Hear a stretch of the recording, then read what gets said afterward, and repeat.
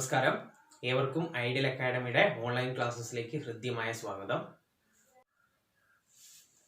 ഇന്ന് നമ്മൾ ഡിസ്കസ് ചെയ്യാൻ പോകുന്നത് ഇതുവരെ നമ്മൾ എടുത്തിട്ടുള്ള 10ാം ക്ലാസ് കെമിസ്ട്രിയിലെ ഫസ്റ്റ് ചാപ്റ്റർ ആയിട്ടുള്ള periodic table and electronic configuration എന്നുള്ള ഫസ്റ്റ് ചാപ്റ്ററിൽ ഇതുവരെ നമ്മൾ എടുത്തിട്ടുള്ള ഭാഗത്തുള്ള ഒന്ന് രണ്ട് പ്രധാനപ്പെട്ട ക്വസ്റ്റ്യൻസ് ആണ് ഇന്ന് നമ്മൾ ഇവിടെ ഡിസ്കസ് ചെയ്യാൻ പോകുന്നത്. കഴിഞ്ഞ കുറേ ക്ലാസ്സിൽ ഒന്ന് രണ്ടെണ്ണം ഞാൻ പറഞ്ഞിരുന്നു, പക്ഷെ ഇത് വളരെ ഇമ്പോർട്ടൻ്റ് ആയിട്ടുള്ള രണ്ട് ക്വസ്റ്റ്യൻസ് ആണ്.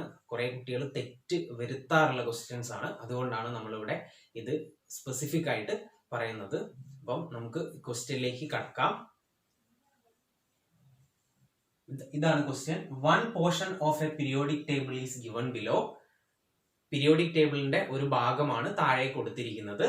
ഇതാണ് മലയാളത്തിൽ പീരിയോഡിക് ടേബിളിന്റെ ഒരു ഭാഗമാണ് താഴെ കൊടുത്തിരിക്കുന്നത്. ഇതിൽ ഒരു ഹിന്റും കൊടുത്തിട്ടുണ്ട്. Atomic number of B is 20. Write the subshell electronic configuration of B.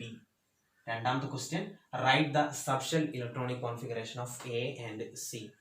ഒന്നാമത്തെ ക്വസ്റ്റ്യൻ എന്താ? ബിയുടെ സബ്ഷെൽ ഇലക്ട്രോണിക് വിന്യാസം എഴുതുക. രണ്ടാമത്തെ ക്വസ്റ്റ്യൻ, എയുടെയും സിയുടെയും സബ്ഷെൽ ഇലക്ട്രോണിക് വിന്യാസം എഴുതുക. നമുക്കറിയാം ഇതാണ് പീരിയോഡിക് ടേബിൾ. ഈ പീരിയോഡിക് ടേബിളിലുള്ള എലമെന്റ്സിന്റെ ഒന്നും സിമ്പൽ റിയൽ അല്ല, അത് സിമ്പൽ വെറുതെ കൊടുത്തു മാത്രം.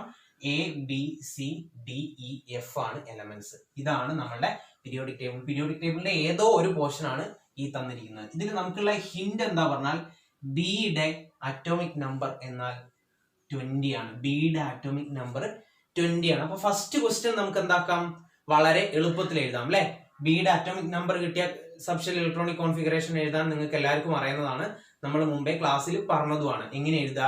ഇൻക്രീസിംഗ് ഓർഡർ ഓഫ് എനർജി ലെവൽസിൽ നമ്മൾ സബ്ഷെൽ ഇലക്ട്രോണിക് കോൺഫിഗറേഷൻ എഴുതിയാൽ മതി. ബിയുടേത് നമുക്ക് എഴുതാമല്ലോ. നമുക്ക് എഴുതി നോക്കാം. ബിയുടെ subshell electronic configuration first question. B 20 ആണ് അറ്റോമിക് നമ്പർ. എങ്ങനെയാണ് സബ്ഷെൽ ഇലക്ട്രോണിക് കോൺഫിഗറേഷൻ എഴുതുക? 1s2 2s2 2p6 3s2 3p6. നോക്ക് നിങ്ങൾ, 1s2 2s2 2p6 3s2 3p6. അടുത്തത് ഏതാ വരിക? 4s2 ആണ് വരിക അല്ലെ. ഇതാണ് ബിയുടെ സബ്ഷെൽ ഇലക്ട്രോണിക് കോൺഫിഗറേഷൻ. ഇതിൽ ആർക്കും സംശയമൊന്നും ഉണ്ടാവില്ല എന്ന് വിചാരിക്കുന്നു. ബിയുടെ സബ്ഷെൽ ഇലക്ട്രോണിക് കോൺഫിഗറേഷൻ നമുക്ക് എന്തായി? 1s2 2s2 2p6 3s2 3p6 4s2. First ക്വസ്റ്റ്യന്റെ answer എല്ലാവർക്കും വളരെ എളുപ്പത്തിൽ കണ്ടുപിടിക്കാം. ഇതിൽ ആർക്കും ഒരു സംശയം ഉണ്ടാവില്ല. പക്ഷേ രണ്ടാമത്തെ question, write the subshell electronic configuration of A and C. എങ്ങനെയാണ് എയുടെയും സിയുടെയും സബ്ഷെൽ ഇലക്ട്രോണിക് കോൺഫിഗറേഷൻ നമ്മൾ കണ്ടുപിടിക്കുക? നിങ്ങൾക്കറിയാം ബിയുടെ അറ്റോമിക് നമ്പർ തന്നിട്ടുണ്ട്. ബിയുടെ അറ്റോമിക് നമ്പർ തന്നാൽ സിയുടെ അറ്റോമിക് നമ്പർ നമുക്ക് അതിൽ നിന്ന് കൂട്ടിയിട്ടോ കുറച്ചിട്ടോ കണ്ടുപിടിക്കാൻ പറ്റുമോ? ഇല്ല അല്ലെ. എയുടേതും കണ്ടുപിടിക്കാൻ പറ്റില്ല. പക്ഷെ ഡിയുടേത് കണ്ടുപിടിക്കാമല്ലോ. ബിയുടെ അറ്റോമിക് നമ്പർ 20 ആണെങ്കിൽ ഇവിടെയുള്ള എലമെന്റിന്റെ 21 ആയിരിക്കും, ഡിയുടേത് 22 ആയിരിക്കും. ഇത് 23 24, എഫിൻ്റെത് 25 ആയിരിക്കും. പക്ഷെ ഡിയും എഫും അല്ല നമ്മളോട് കാണാൻ പറഞ്ഞിരിക്കുന്നത്, എയും സിയുമാണ്. എങ്ങനെയാണ് എയുടെയും സിയുടെയും അറ്റോമിക് നമ്പർ നമ്മൾ കണ്ടുപിടിക്കുക, അല്ലെങ്കിൽ എങ്ങനെയാണ് എയുടെയും സിയുടെയും സബ്ഷെൽ ഇലക്ട്രോണിക് കോൺഫിഗറേഷൻ കണ്ടുപിടിക്കുക? ഇതാണ് ഇതിലുള്ള ഇമ്പോർട്ടന്റ് ആയിട്ടുള്ള ക്വസ്റ്റ്യൻ. നോക്കാം നമുക്ക്.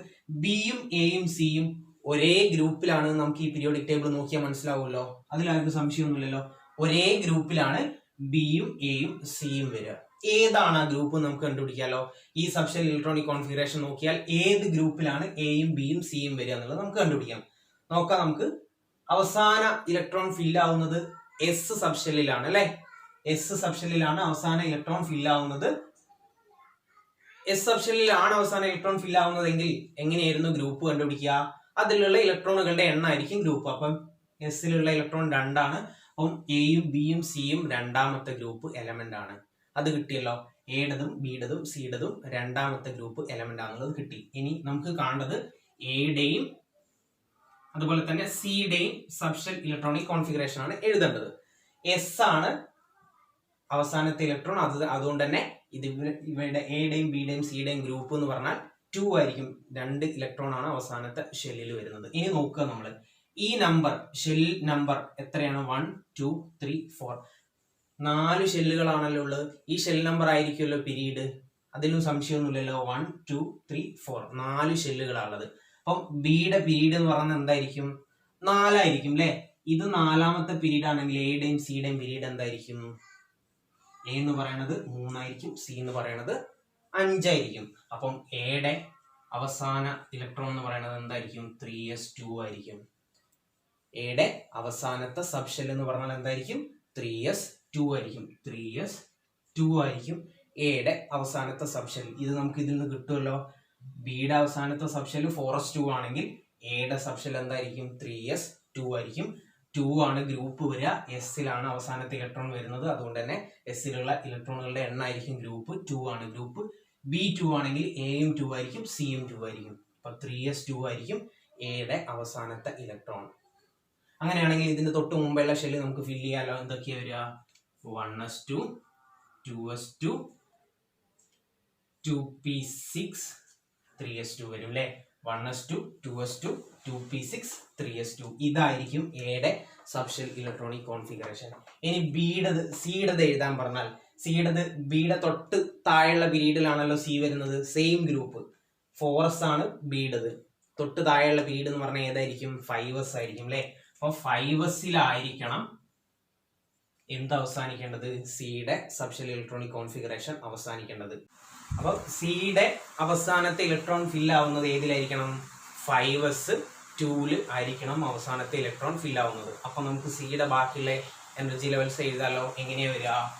1s2, 2s2, 2p6, 3s2, 3p6, 4s2, 3d10, 4p6, 5s2 ഇതാണ് സി എന്ന് പറയുന്ന എലമെന്റിന്റെ സബ്ഷെൽ ഇലക്ട്രോണിക് കോൺഫിഗറേഷൻ.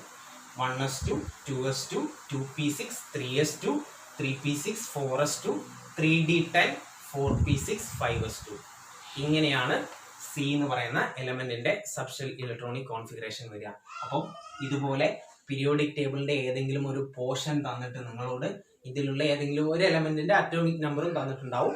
എന്നിട്ട് അതിലുള്ള ബാക്കിയുള്ള എലമെന്റുകളുടെ അറ്റോമിക് നമ്പറോ ഇനി ഗ്രൂപ്പോ പീരീഡോ എന്ത് കാണാൻ പറഞ്ഞാലും നമ്മൾ ചെയ്യേണ്ടത് ഈ ഒരു രീതിയിലാണ്. സബ്ഷെൽ തന്നിരിക്കുന്ന എലമെന്റിന്റെ സബ്ഷെൽ ഇലക്ട്രോണിക് കോൺഫിഗറേഷൻ എഴുതുക. അത് എഴുതി കഴിഞ്ഞാൽ നിങ്ങൾക്ക് അതിന്റെ ഗ്രൂപ്പ് കിട്ടും. ഗ്രൂപ്പ് കിട്ടിയാൽ പീരീഡ് കിട്ടും. പീരീഡ് കിട്ടിയാൽ നമുക്ക് ഓരോന്നിന്റെയും പൊസിഷൻ ഏതാന്നുള്ളത് കൃത്യമായിട്ട് മനസ്സിലാക്കാം. ഇനി ഇതിന്റെ ബ്ലോക്ക് ചോദിച്ചാൽ ബി എന്ന് പറയുന്ന എലമെന്റിന്റെ ബ്ലോക്ക് ഏതാന്ന് ചോദിച്ചാൽ നമുക്കറിയാം അവസാന ഇലക്ട്രോൺ ഏതിലാണോ ഫിൽ ആവുന്നത് അതാണ് ബ്ലോക്ക്. അപ്പൊ ഇതിന്റെ ബ്ലോക്ക് ഏതായിരിക്കും? എസ് ആയിരിക്കും. ഇതിൻ്റെതും എസ് തന്നെയാണ്, ഇതിൻ്റെതും എസ് തന്നെയാണ്. പീരീഡ് എന്ന് പറഞ്ഞാൽ ഇതിന്റെ 4, ഇതിൻ്റെത് 3, ഇതിൻ്റെത് 5. ഇങ്ങനെയുള്ള ക്വസ്റ്റ്യൻസ് വന്നു. ഇനി നിങ്ങളോട് ഡി കാണാൻ പറഞ്ഞാൽ ബിയുടെ ആറ്റോമിക് നമ്പർ അറിയെങ്കിൽ ഡിയുടേത് കണ്ടുപിടിക്കാം, സിയുടേത് അറിയെങ്കിൽ ഇയുടേത് കണ്ടുപിടിക്കാം. ഇങ്ങനെ ഓരോന്നിൻ്റെതും കണ്ടുപിടിച്ചിട്ട് നമുക്ക് സബ്ഷെൽ ഇലക്ട്രോണിക് കോൺഫിഗറേഷൻ എഴുതാവുന്നതാണ്.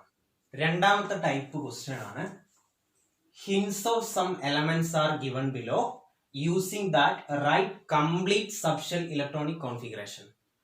ചില എലമെന്റിന്റെ ചില മൂലകത്തിന്റെ ചില സൂചനകൾ തന്നിട്ടുണ്ട്. അത് ഉപയോഗിച്ച് ആ എലമെന്റിന്റെ സബ്ഷെൽ ഇലക്ട്രോണിക് കോൺഫിഗറേഷൻ എഴുതാനാണ് ക്വസ്റ്റ്യൻ.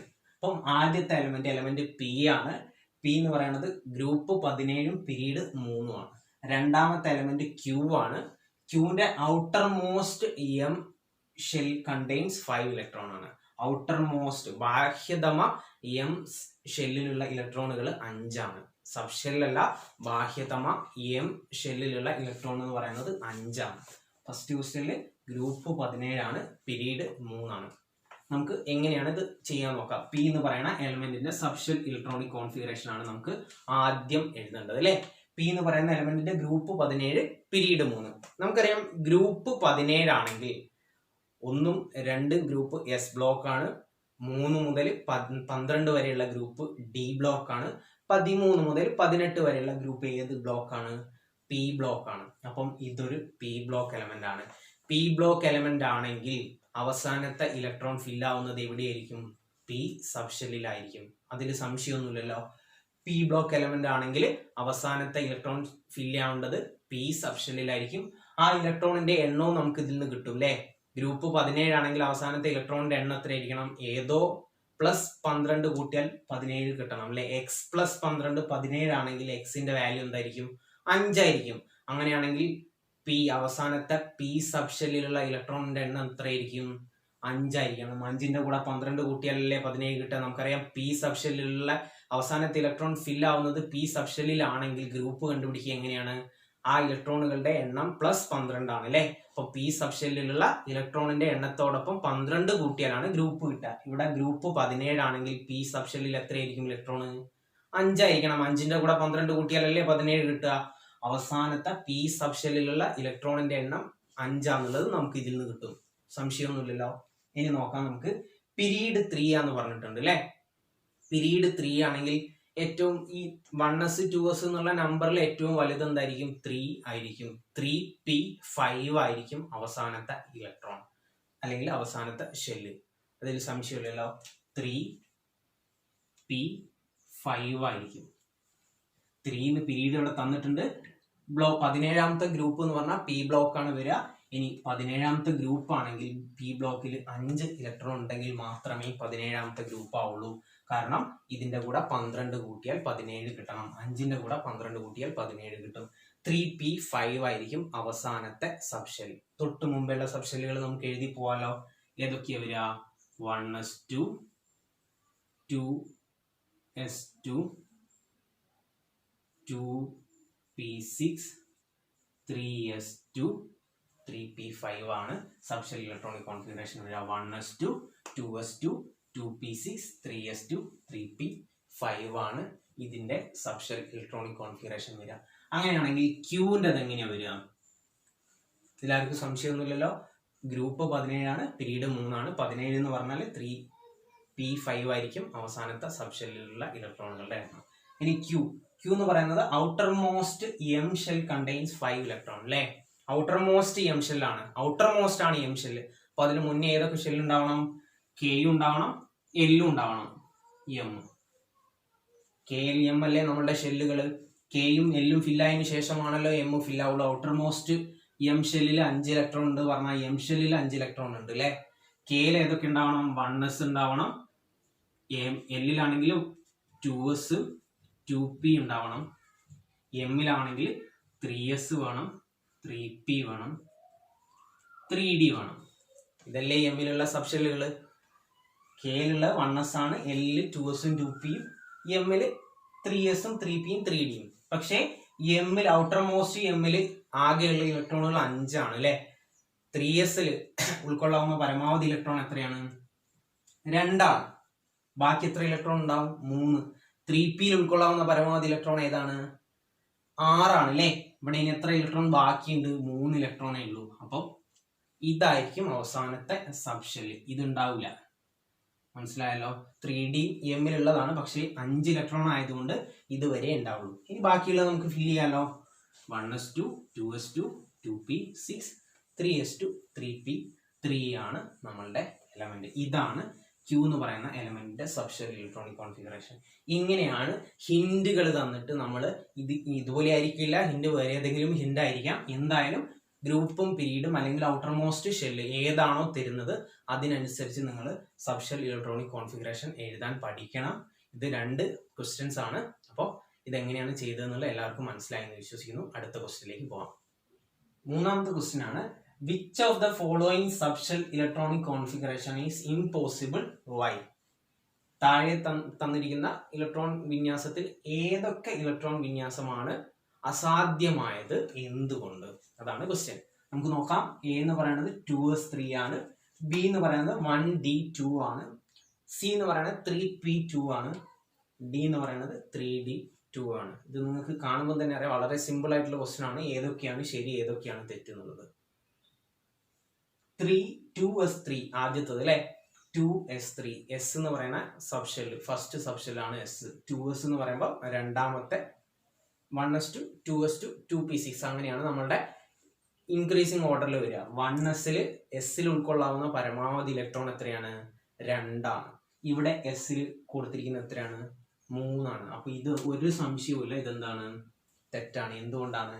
എസ്സിൽ ഉൾക്കൊള്ളാവുന്ന പരമാവധി ഇലക്ട്രോണുകളുടെ എണ്ണം 2 ആണ്. പക്ഷെ ഇവിടെ ക്വസ്റ്റ്യനിൽ 2s3 ആണ്. 3 ഒരിക്കലും എസ്സിൽ വരില്ല. അതുകൊണ്ട് ഇതെന്താണ്? തെറ്റാണ്. ഇനി രണ്ടാമത്തെ നോക്കാം.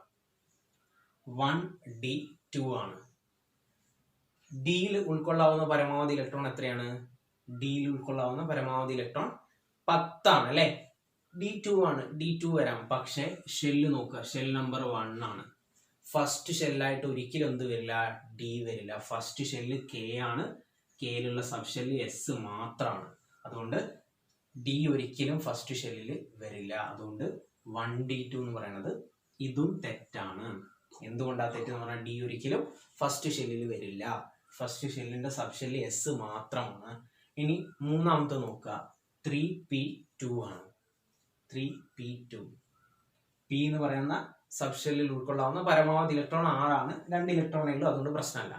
3p2 3 എന്ന് പറയുന്ന മൂന്നാമത്തെ ഷെല്ലാണ് അല്ലെ. മൂന്നാമത്തെ ഷെല്ലിലുള്ള സബ് ഷെല്ല് ഏതൊക്കെയാണ്? KLM ആണ് മൂന്നാമത്തെ ഷെല്ല്. മൂന്നാമത്തെ ഷെല്ലിലുള്ള സബ് ഷെല്ല് എസ് വരാം, പി വരാം, ഡി വരാം. 3p2 വരാലോ. അപ്പോൾ ഇത് ശരിയാണ്. ഇനി നാലാമത്തെ നോക്കുക, 3D2. 3D ഇതേ സബ് ഷെല്ലാണ് അല്ലെ, ഇതേ ഷെല്ലാണ്, 3 തന്നെയാണ്. ഡിയിൽ 2 വരാം. ഡിയിൽ ഉൾക്കൊള്ളാവുന്ന പരമാവധി ഇലക്ട്രോൺ ഏതാണ്? 10 ആണ്. അപ്പോൾ ഇതും ശരിയാണ്. ഇത് രണ്ടുമാണ് തെറ്റ്. എന്തുകൊണ്ടാണ്? എസ്സിൽ ഉൾക്കൊള്ളാവുന്ന പരമാവധി ഇലക്ട്രോൺ 2 ആണ്, ഇവിടെ 3 ആണ്, അതുകൊണ്ട് അത് തെറ്റാണ്. ഇവിടെ ആണെങ്കിൽ ഡി എന്ന് പറയുന്നത് ഒരിക്കലും എന്ത് വരില്ല? ഫസ്റ്റ് ഷെല്ലിൽ വരില്ല. ഡി എന്ന് പറയുന്നത് വരിക മിനിമം മൂന്നാമത്തെ ഷെല്ലിലാണ്. ഇത്രയാണ് നമ്മളുടെ ക്വസ്റ്റ്യൻസ്. അപ്പം ഈ ക്വസ്റ്റ്യൻസ് ഒക്കെ നിങ്ങൾക്ക് ഇഷ്ടപ്പെട്ടിട്ടുണ്ടെങ്കിൽ, അല്ലെങ്കിൽ ഈ ക്വസ്റ്റ്യൻസിന്റെ ടൈപ്പ് ക്വസ്റ്റ്യൻസ് കുറേ നിങ്ങൾ ചെയ്ത് നോക്കുക. നമ്മളുടെ വീഡിയോ ഇഷ്ടപ്പെട്ടിട്ടുണ്ടെങ്കിൽ ഈ വീഡിയോ പരമാവധി ആളിലേക്ക് ഷെയർ ചെയ്യുക. നമ്മളുടെ ചാനൽ സബ്സ്ക്രൈബ് ചെയ്യുക, ലൈക്ക് ചെയ്യുക. Thank you.